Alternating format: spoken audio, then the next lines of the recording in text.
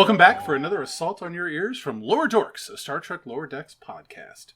As another season draws to a close, we gather once more to reminisce about the highs and the lows. With that in mind, tell me, Stavros, what's greasing our gears tonight? Well, we are going to revisit our favorite drink. For me, and I think maybe you as well, it's the Old Smoky Mango Habanero Whiskey over ice. It is a fantastic beverage, I am not going to lie. Definitely one of my favorite whiskeys. Something about that mango habanero flavor is just phenomenal.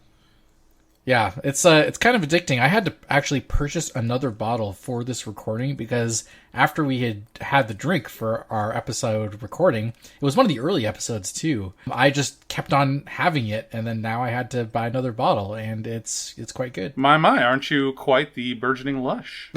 Indeed. But anyway, should we talk about some of the things that we noted in Season 2? Yeah, let's get on with this review. First thing I want to talk about, it's actually very obvious if you've seen Season 1, the difference in production value in Season 2. People on the internet, on Reddit and so forth, notice this as well. I mean, we've got new shifts, we've got better animation on the characters, we've got more special effects scenes, we've got more details on the characters and in the environment and so on. I mean, it's obvious the amount of production value that the show has in Season 2 versus Season 1, and it's quite good. Yeah, indeed. The visuals on space and the ships looks amazing. It feels to me like the animation has also been taken up a notch. There seems to be a lot more detail in it. Just overall, really, really well done. Well, let me just sneak in. Like, in the last couple episodes of the season in Yeet-Yoinkers and First Contact, there's a lot of, like, space-based effects scenes. So there, if you recall in Yeet-Yoinkers, the Packlet and Klingon ship opening up on the Cerritos, and in First Contact, the Cerritos just going through these, space debris. Just so much going on, and I don't think we would have seen that in Season 1 at all. This is all new monies getting pumped into the show. That was the big thing at the end of Season 1, was the battle between the Titan and the Packlets. Was a, big production showy bit. And we've had multiple of that kind of quality scene in this season. Yeah, totally. With all that extra work that was done and how much nicer everything looks, one thing really stood out to me is in the episode I Excretus. They get thermal blankets after being left out in space. Right. And they have a static pattern. It doesn't move with the blanket. It's just flat. Right. And it is so noticeable. I can't help but see it. Oh, it's so bad.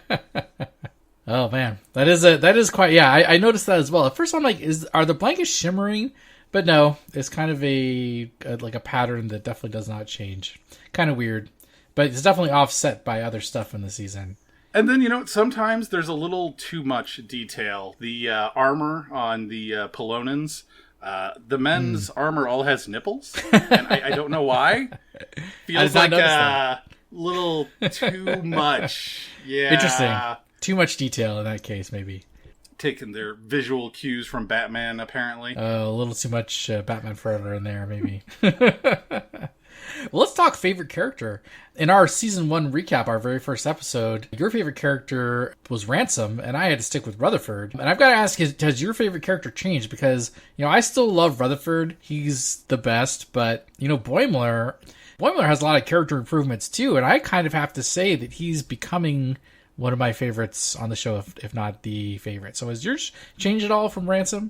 Stevens. Stevens is now the best character. The best character. I want a spin-off sitcom for Stevens. Oh God, why? He just sucks up to Ransom and spots him? Stevens he's terrible. He's amazing. you can't help but love the cringe. There's that shot where he hits on someone in the bar, and he hurts his hip or something, but he's obviously in his early 40s. It's just terrible. Oh, it's just horrible. When Ransom is turning people into Ransomites. Yes. Stevens is all like, do me. I gotta say, your favorite being Stevens and being connected to Ransom, it does seem poetic in some way.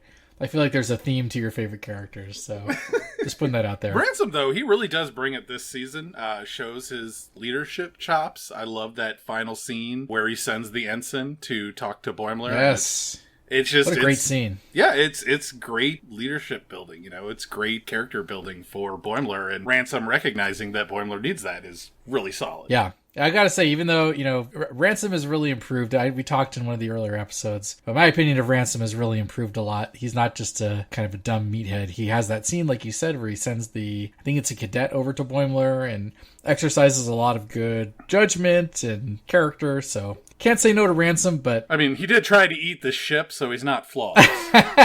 That's true. He has a minor godhood problem. That is a bit of an issue. But speaking of characters, Shax is back, obviously. He's been back since some of the early episodes. And Kayshawn, the new security chief, built up heavily before season 2 and is even introduced when he, steps out of the turbo lift and Kayshawn has eyes open. I think it's episode 2 of this season as the new security head. All of that build up, and he just is relegated to the kind of occasional guest character. So I know everybody Shax was kind of like the kind of sleeper hit character. Like, everyone really loved him at the end of season 1, especially when he sacrifices himself. Kayshawn very, very noticeably gets relegated. So I'm curious to your opinion, but I'm kind of glad about that just because the metaphor jokes, I feel like, could have gotten old really quickly. So I'm kind of happy it happened. Plus, Shax is awesome. But how'd you feel about that? Oh, God. Kayshawn is terrible. I'm glad he's been relegated to C status on the crew. Wow. No, but I mean, I think that was all just a big gag. I think it was just a setup for a gag, and it was a meta gag that they were talking about it going into it, and when it finally happens, it's a brief thing. And yeah, Kayshawn's still around, but he's not the new major crew member that we were expecting. It's nice to get a little line in every once in a while. But, there's that episode where Kayshawn and Ransom just completely lose the pack-led spy on board the Cerritos.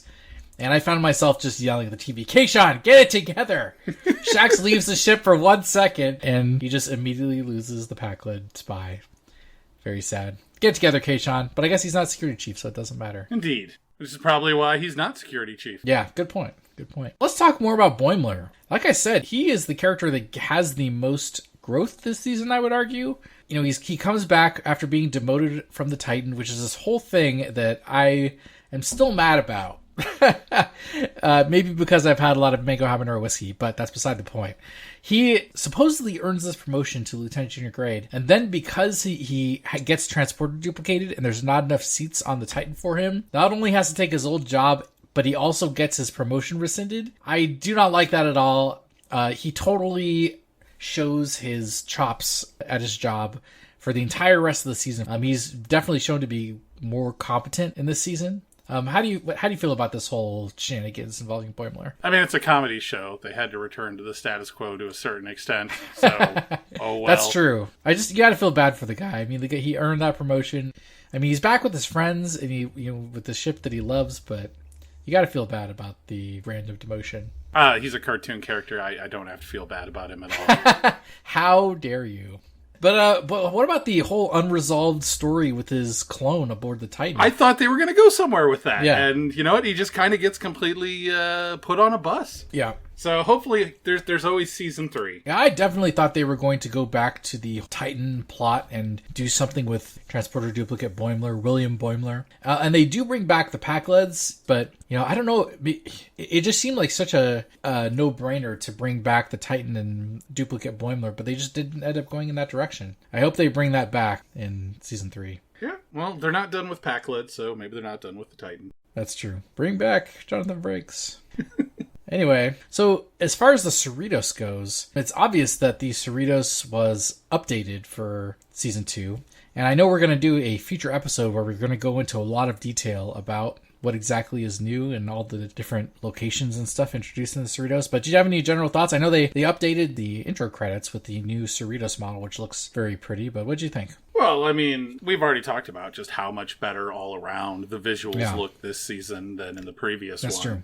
It was a huge upgrade. Just overall, the design looks fantastic. All the new stuff, they've introduced tons of new ships, tons of new details in this season, and it all looks fantastic. Yeah, they definitely just did a whole new model. It wasn't just new detail, it was like a completely new 3D model for the Cerritos. It's definitely interesting to see they're spending that kind of resources on fixing these small problems. I've heard some interviews with Mike McMahon where they're, people are getting confused on, how many decks there are and things like that.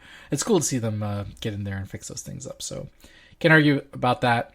But I think we will do some more in-depth look at these Cerritos in a future off-season episode, so we'll have to stay tuned for that. Back to characters. We had a discussion in the Season 1 retrospective are the relationship wars between Rutherlips and Tenderford. And I know we talked a bit about it in our last episode, but I think Tenderford's coming out on top here. Yeah, their relationship is getting a little less wholesome. And it's hard to ship Billups when he can't have any sexy time. His only love is the warp core. So well, I mean, hard to ship him. That's a episodic writer's dream. You always get that will they, won't they, and you have a very clear thing in the way. That is true, and I love the extent to which they talk about Billups's sexuality in this season. I never thought we would get this level of detail. Here we are. Yeah. But Rutherford, he's got a friend in Tendi at least. I'm not really sure if they're going to actually show them getting into a romantic relationship at all, to be honest, because I don't know. I guess it suits the will they won't they type thing, but it's obvious fan fiction material. Someone out there has written fan fiction about this. Yeah, don't go looking for it. Definitely not. Do not go looking for any slash. Please don't do it. What else? Oh yeah. Let's talk about all the people that have done cameos in Season 2. Let's see, I've got a short list, and you can talk about what your favorites have been. Obviously, we talked about Riker coming back, Jonathan Frakes. Yeah, and of course, Rubber Duck McNeil. Yes, good pick. Although, I'm not sure if I wish that he was in the episode more. He has kind of like a brief kind of bit part. I actually wanted him in the episode less. Why is that? I wanted his only scenes to be as on the hallucinating plate Paris, and just the whole episode talking about how he's on the ship and Boimler is trying to meet up with him to get his plate signed. That's what I hoped for. That would have been amazing. Just voice the plate, and Paris is on the ship, he just never speaks. It's all just the plate. Yep. That would have been amazing. Let's see. Jeffrey Combs, obviously, is Jeffrey Agnes. Combs. Yes. Star Trek royalty right there. Hopefully they bring him back again. He's just such a fantastic actor. Yeah, he's so versatile. It's crazy. He's very animated. He really brings his characters to life. Yeah, even the voice work. I assume he's done other voice work, but I've never heard it until this episode. He's always been on screen in some way or another, but his A game, even just for voice work stuff, quite good. Yep. Let's see who else. Oh yeah, of course, we have Lisha Naff as Captain Gomez from that TNG episode. I think it's Samaritan Snare at peak performance. More fuel to the fire that the captain and Beckett were stationed on board TNG in Mariner's youth. Yes. Interesting. Yeah, we'll have to talk more about conspiracy theories when we're talking about what we hope to be revealed in Season 3. As far as small appearances by other famous actors, there are a bunch of them. One of my favorites, though, is Randall Park. He's the Aprigosian leader from the Strange Energies episode. And if you don't know who Randall Park is, he's been in the Marvel franchise and Fresh Off the Boat, a sitcom that he's been on. He was, what are the fun names to be in there? His name kind of popped up in the ending credits. I'm like, oh yeah, Randall Park, of course. But a lot of random cameos. Do you have a clear favorite? Is it Jeffrey Combs? You know what? You skipped over Alice Creech, yes, of course. Who was the Borg Queen. I don't like that character, but she plays it so well, it's kind of hard to dislike her. She just brings such a subtle menace to the way she portrays it, and even just her tone of voice is fantastic. But you know what? I think I'm just going to have to go with Jeffrey Combs. It's hard not to love Jeffrey Combs. I might have to agree with you there. I love the fact that they brought the Gomez character back, but I think, as far as the performance goes, it's hard to argue against the Agamis. With this ship, I will create an army of death drones. He just such gravitas. Hard to argue against. So entertaining. There are a bunch of other little bit parts by other famous actors, but hard to argue against the Jeffrey Combs character. Yeah, indeed. Another interesting thing about this season is we're getting a series of animated series callbacks. It's crazy. So many of them. They're just going to run out of animated series callbacks. There's only 2 seasons to call back to. I'm just cramming them in here. You're going to have to meet the devil next episode, though. That's going to... Yeah, yeah. That was a terrible animated series episode. Yeah. Oh god, yeah. But anyway, the callbacks that we have seen, though, we've seen the Kzinti, which we've talked about on board the Cerritos, the Aurelians, the bird people. We saw the skeleton of Spock 2. There might even be some more out there, but these are the big ones. Yeah. So obviously, Shari Yen Yeb was an animated series callback. Yes, exactly. Yeah. The bouncers. From God, what was the name of that episode? The bouncers at the Starfleet party, yeah, an embarrassment of Duplers. They are from the animated series. The episode The Jihad. God, I'm betting there's more too. I just only today realized that there was a reference to the animated series in the first season when they are on the planet looking for the Klingon. Right. And they go into the bar and the Andorians are beating up an old man. Right. And it turns out that old man is not really an old man. He's an alien. That alien is from an animated series episode. Wow. Jeez. Yeah, like there's just so many. It's funny because the animated series, I mean, judging from my personal experience, it seems like that's the show that people have watched the least. But we're getting like all of these callbacks. I mean, I know you and I, like, we decided to just start rewatching the animated series show just so we can start getting these. And I remember watching the animated series when I was a teenager. Wow. And it's funny going back and rewatching it now, realizing how many episodes I hadn't seen. Right. Because it aired on like PBS at 2 a.m. Oh, geez. So I only saw it here and there. And there's a lot more episodes than I had ever seen. Yeah. And some of them are surprisingly good. Yeah. And some others of them are not. Yes. Yeah. They're fueled by regret and bad decisions. It's funny, though, the quality of the good ones are so good, though. So I'd say it's worth rewatching as long as your brain can just, like, tune out the really horrible stuff when it pops up. And they do have some really solid sci-fi stories that they would have never been able to do in live action back at that time. And I think they also got away with a lot more stuff because nobody was watching it as an adult show. Right. So they could do stuff like put Uhura in charge of the Enterprise. And yes. that would never fly in prime time at that time. Yeah, you're totally right. I'm not sure if I could recommend rewatching the animated series because we're about maybe halfway through the first season in our rewatch right now. Maybe we can come up with a solid recommendation on whether or not the animated series is worth rewatching. Just don't do it sober. That's a perfect recommendation. There we go. But if you're looking to catch some of these animated series callbacks that are popping up, go back and give it a watch. What's the worst that could happen? I'd recommend it. Yeah, maybe if you're of legal age and you have some alcoholic beverages, just have a drink and enjoy the ride. Oh boy. Well, let's move on to some of the best ofs of this season. How about our favorite episode? I mean, it's got to be Wedge Douche. I mean, yes.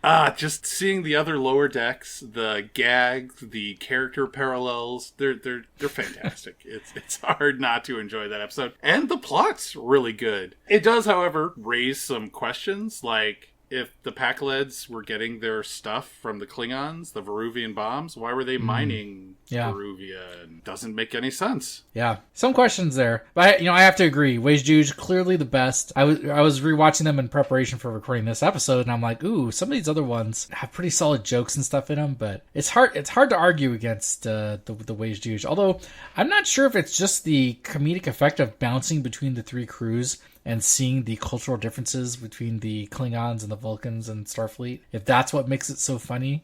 Like, I'm not sure, like, a whole episode based on the Vulcan ship would be as funny as Wedge Douche's, just because it, like, cycles through all of them. But definitely some great jokes. Yeah, to give a perfect example of the kind of humor in that episode that really just was fantastic, Boimler referencing, the Klingons, they've been out in space for centuries. I bet their Lower Decks is on point.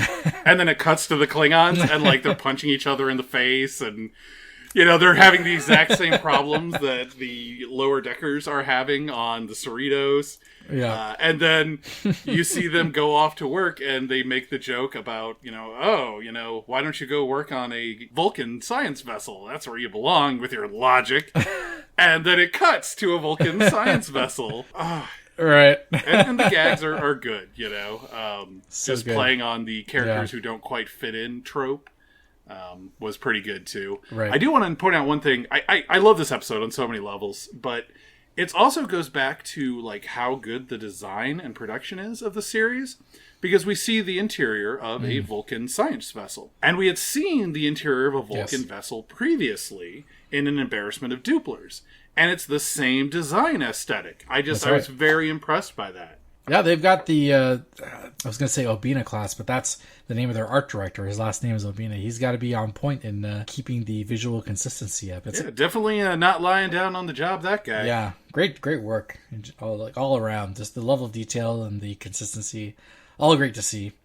I love Wijjuj because it kind of reminds me of one of my favorite episodes of Season 1, Veritas. It seems like a quintessential Lower Decks. Like, if you want to pick some episodes that represent the show, I feel like Veritas is a good pick from Season 1, and Wijjuj is a great one from Season 2. Just great if you want to know the feeling of the show and what the show's all about, then this is a great one to go to. Yeah, definitely excellent episode.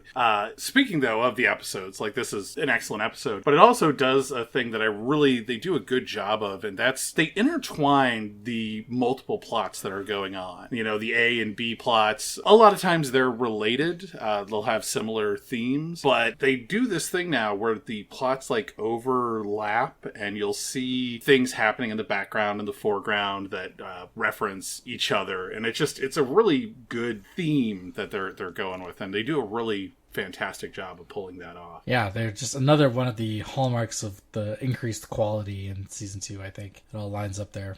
Let's see. I had some runners-up for best episode. I liked the Embarrassment of Duplers episode quite a bit. The Duplers themselves are funny, but a little too goofy and silly to make a lasting impression for me personally, at least. But that episode in general was pretty good. The Spy Humongous, I enjoyed that just because it showed a lot of Boimler character growth with the red shirts, like group of command ensigns that are trying to help each other get promotions. You know what, douchebags? F those guys. I hated them. Like, I was yelling at the screen. That's one of the episodes in the season-long, what I like to call the Jen arc, where she becomes less insufferable. Maybe next season they'll do the same thing for Jet, and I will stop wanting to punch him in the face. Yeah, those two are some runners-up for best episodes. Yeah, my runner-up has got to be I Excretus. Oh, yeah? Solid? I really like the ridiculousness. I think it's going to become a theme that every season they're going to do a holodeck episode. They did it last season where they recreated the motion picture on the holodeck when Mariner hijacked Boimler's promotion program. And in this episode, it's the simulations. Really well put together. They had some good character moments. I thought it was pretty solid, and it had a lot of just fantastic jokes from beginning to end. A little dark, though. Totally. When Boimler gets assimilated, you mean? Yep. That was pretty bad. Although, I think that also has the one thing from the series that, like, bothers me the most, too. Okay, which is? It's when Boimler yells yoink. Oh, yeah. When he while throwing his phasers. He means yeet. I don't think he means yeet. So he said yoink. I don't think so. He said yoink. It's bad, and just so bad. Yes. They really need to do a special edition where they change. I agree. That is definitely a script mistake there. If he wants to go with the Gen Z word, then he should have said yeet. I don't know, man. Yeah, it definitely needs to be fixed. The yoink bothers me when he throws the phaser. Maybe it's just Boimler. I mean, you have to just explain it away by Boimler not knowing what the hell he's talking about. Yeah. But like there's tons of stuff like that for whatever reason this season I'm just picking up on like little like weird details that are wrong. So like that bothers me in the Where Pleasant Fountains Lie, another episode that I really enjoyed. So many good ones. Why do the towels on the Manevin, or how's it pronounced? The Manavi? Yeah, I'm not really sure how to pronounce it. But yeah. Why do they have deltas on? Why do they have the Starfleet logo? That doesn't make any dang sense. That's just got to be an art goof. It's the only explanation. Yeah, well, we were just praising the art director, and now I need to up his game here, buddy. Get it together, Obina. Can't just name ships after you without putting deltas in the wrong places.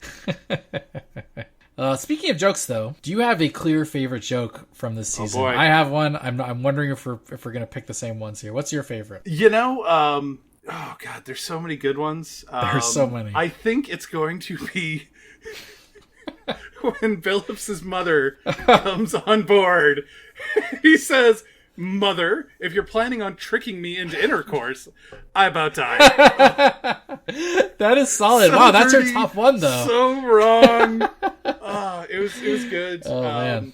I don't know if it's the best joke of the season, but for whatever reason, that one just really stuck with me. Yeah. There's lots of other good ones. What was your favorite joke? My favorite joke had to be the Borg Lower Decks over the end credits. Oh my god, yeah. Just the pure visual gag. It's funny. I've talked to several people about this show who originally weren't going to watch it, right? They're like, I don't want to see some stupid animated series. And they've turned around. They enjoyed it. Okay. And every one of them references that scene as just being hilarious. God, like I said, I was rewatching in preparation for the show, and it just bugs me so much on Paramount Plus how the autoplay kind of just nerfs the jokes some, because it'll kind of minimize the screen while the joke is going on, and it's like, get ready for the next episode. I'm like, no, I need my Borg Lower Decks joke, and I just pop up the screen, and I'm just like, smile creeps across my face, and I'm just watching the joke endure over the end credits. I find it funny that one of the Borg has short sleeves. It's just hilarious to me.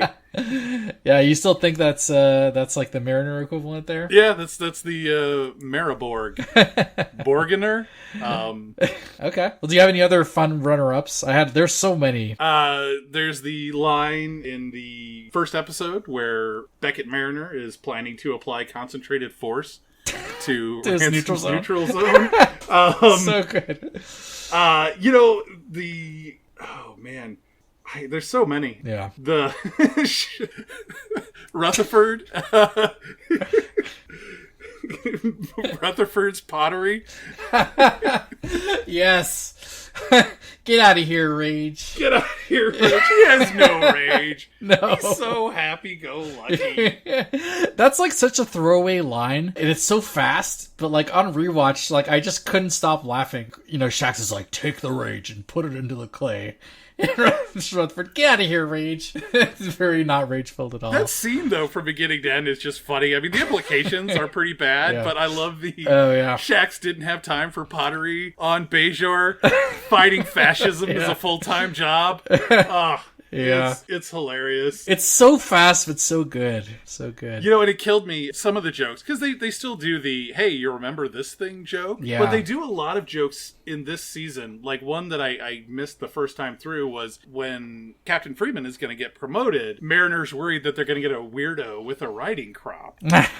Which was the captain of the Excelsior captain, in Star Trek 3. Right. And I don't know why I never put that together. Because it's just such a weird thing. Somebody in the 80s when they were filming Star Trek 3 was like, what would make this guy seem like a jackass? There's a writing crop. That's probably why they kicked him off and gave Sulu his command. Yeah. Let's see. Some of my runner-ups, of course, in Wage Juge, I think this is my number 2 joke. It was my number 1 joke until I got to the end of the episode and remembered how awesome the Borg Lower Decks was when the Klingons are like, avoid death and cower! Avoid death and cower. And he does the little hand gesture thing. I was like, yes, that's so good. Yep. Oh my god. Let's see. You've been boimed was pretty good. Yes. You've been boimed. The delivery of that line is fantastic. I could never do that. And the fact that Boimler is just being much more of a badass this season just makes it even better. Let's see, when Mariner is getting kicked out of Freeman's office in the end of the first episode where they're like, working together sucks. And Freeman's like, never disobey me again. And and then Mariner's like, I do what I want. Yeah. I was like, yeah. So good. Yeah. That's my top. The longer scene of Jet and Mariner having the face-off in the shower, that was pretty good. It's pretty funny, but I did not like that scene at all. I'm just not a Jet fan. Jet ruined it for me. Insufferable. Yeah. And every time he's in the scene with Mariner, because she's insufferable a lot too. It's just two insufferable people interacting, and I'm just like, these two just need somebody to be around to punch them in the face. And Rutherford's not going to do it, and Tendy's not going to do it. One more shot Mariner this season, so maybe he'll work up the courage. But poor Jet, he was going to get accepted to the group, and then Boimler comes back and just yoinks it from him, if the correct use of yoink. Yeah, that is a correct use of yoink. Congratulations. Or maybe Mariner yeeted Jet out of the group. That could be it. It. Yeah, I love the Janeway gag in The Spy that's Humongous. solid too. God, so many good ones. I discovered the secret. She's not Janeway. Then 5 seconds later. And then they immediately call her Janeway. Good old Packlets. There's good stuff in every episode. Plate Paris, like that whole gag was fantastic. All good. We're talking about this before about the show is like pushing envelopes. So they do some like sex jokes in this season, and I've seen a lot more explicit and a lot more innuendo. They're definitely pushing boundaries, like seeing how far they can take it. Totally. And we talk about that in the sexual references and everything. Yeah. But I think they're also pushing boundaries in like story structure too. Yeah, completely. I think just all around they're trying things a little bit more and seeing how far they can push it and what they can get away with. But it's nothing that's turned me off so far. So interesting. Yeah, like I personally thought the two biggest ones that have come out so far is the Mugato like doing the horn jerk off thing. Yeah, it's a little creepy. And the Boimler during the naked time thing, where like the sensor box is over the bits. I didn't mind them, but I think my main problem with them is that it unnecessarily ages up the show. Like you can't have. Yeah, I wouldn't want kids watching that. Yeah, it's just there's a lot of stuff in the show and a lot of innuendo, especially in the Billups episode. Yeah, but it's just that innuendo. Like kids aren't going to catch that. But I why do that? And that may be a flaw in their thought process of they're building a franchise where they have a bunch of different products geared towards a bunch of different audiences. And it's like you can have a product that has a wide audience. Yeah. And it doesn't have to necessarily be watered down. I mean, think the stuff we watched when we were kids, and then you go back and you watch it now, and you're like, oh, I never caught on to what they were saying. Yeah, totally. Yeah, I mean, obviously, Prodigy is starting to air now, and that's obviously the kids' show. So maybe, McMahon and the other writers are like, we need to be the adult comedy show or something.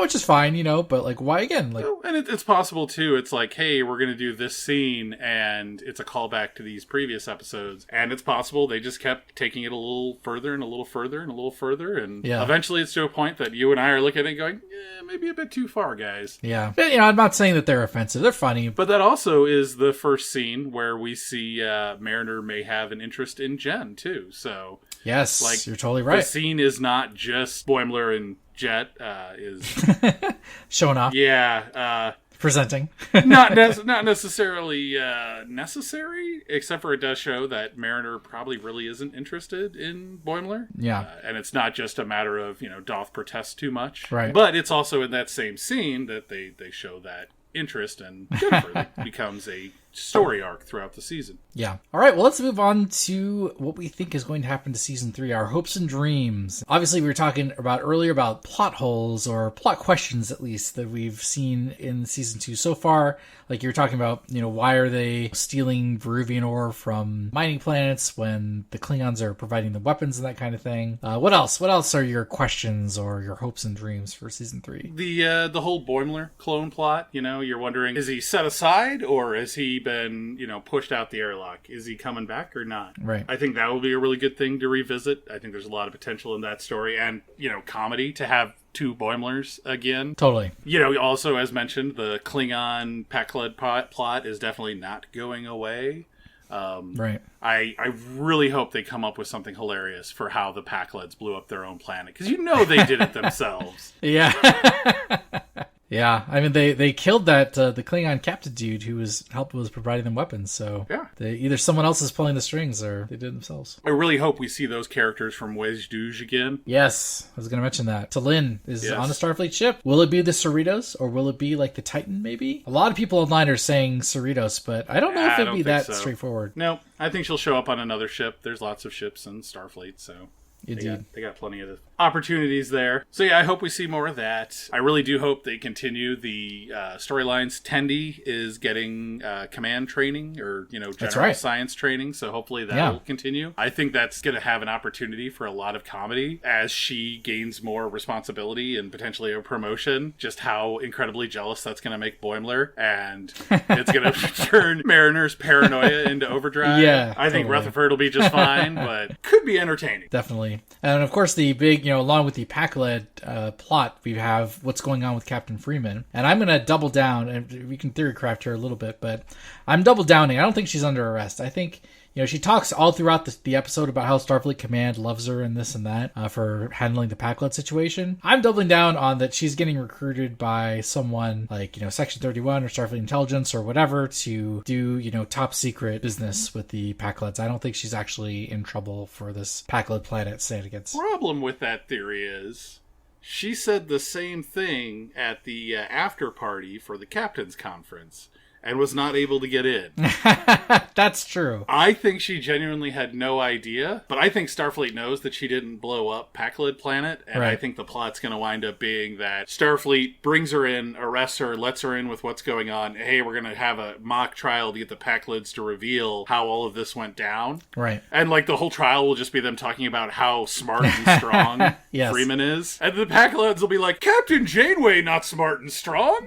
Packlet's smart and strong, and then they reveal the whole plot. Yeah. But the B plot is going to be all about Mariner screwing everything up, trying to rescue her mom. Yeah, I can see her now. It's Mariner has gotten Ransom and Shax in on some harebrained rescue scheme and just completely jacking it all up. I think it would be even better if Shax and Ransom trust the Starfleet process. Okay. And so they won't get involved. So she's recruiting. It would be hilarious if that's the reuniting of the Lower Decks crews. So she recruits the Klingon guy and the Vulcan, and the Vulcan's my gut tells me that this is illogical or something. Yeah. That would be a fantastic take on the return of those crews. Yeah. Do you have any other theories about Captain Riker coming back? I know we talked a little bit about Transporter Duplicate Boimler, or any other guest star hypotheses. I'm still holding out hope for the return of Jellicoe and Nechayev. They are the two I want to see yes. show up. Yeah.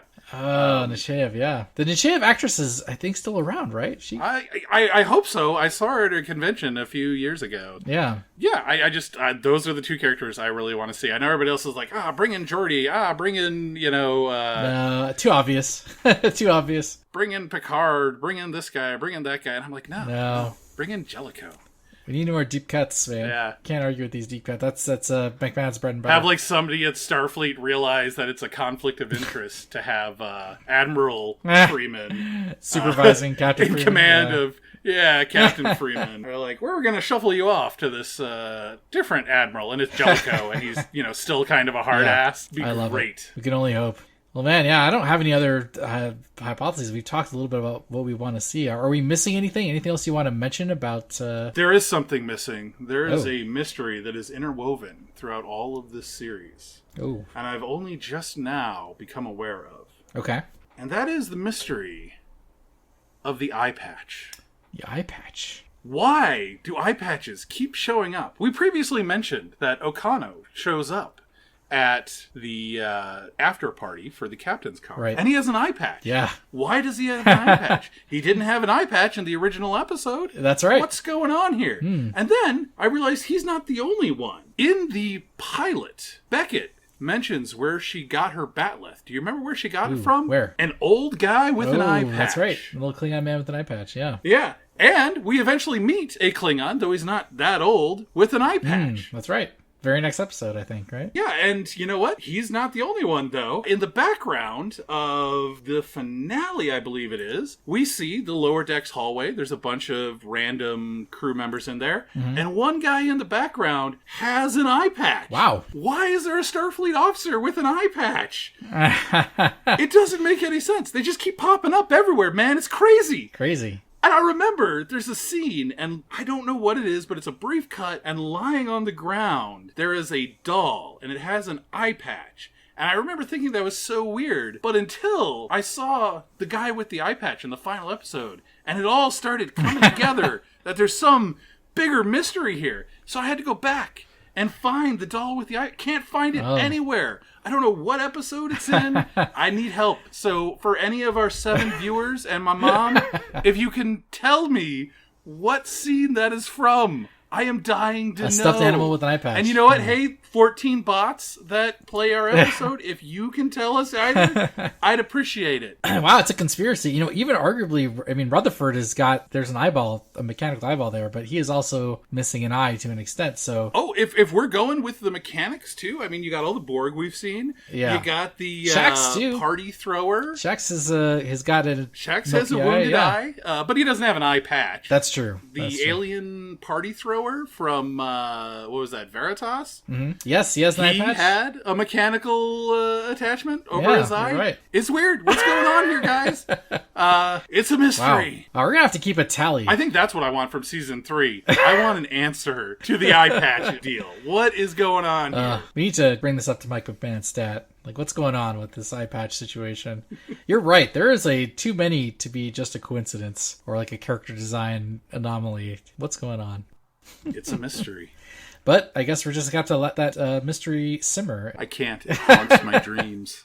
But anyway, I think our job here is done. We've talked about our recap of this season. Yeah, and I'm about to pass out, so you should probably turn off the mic. And for those of you listening at home, you'll be able to catch us again sometime, somewhere, somehow. Or you can follow us and wait for updates on Twitter at Lower Dorks. And failing that, you can always put on an eye patch and hide in a crowd, and I'm sure we'll notice you.